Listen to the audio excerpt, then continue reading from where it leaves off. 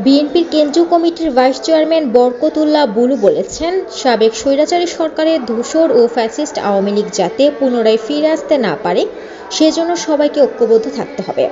আমাদের নেতা তারেক রহমান ঘোষিত ৩১ দফা রাষ্ট্র কাঠামো সংস্কারে এখন আমাদের নতুন বাংলাদেশের জন্য প্রতিজ্ঞা করতে হবে।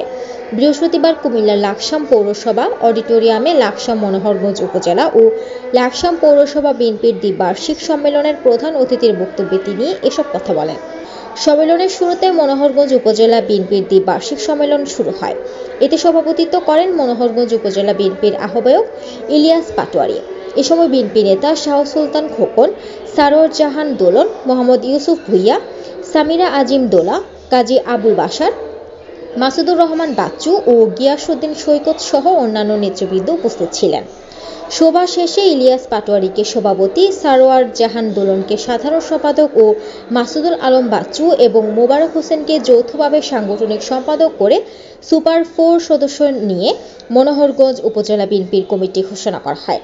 দ্বিতীয় পর্বে লাকসাম উপজেলা বিএনপির সম্মেলন শুরু হয়। এতে সভাপতিত্ব করেন কেন্দ্রীয় শিল্প বিষয়ক সম্পাদক শিল্পপতি আবুল কালাম। এ সময় হাজী নূর হোসেন, ইব্রাহিম খলিল, আব্দুর রহমান বাদল, মুশারফ হোসেন মুসু সহ স্থানীয় বিভিন্ন নেতাকর্মী উপস্থিত ছিলেন। সভা শেষে আবুল কালাম সভাপতি, আব্দুর রহমান বাদল সাধারণ সম্পাদক ও মুশারফ হোসেন মুসুকে সাংগঠনিক সম্পাদক হিসেবে লাকসাম উপজেলা কমিটি সুপার 3 ঘোষণা করা হয়।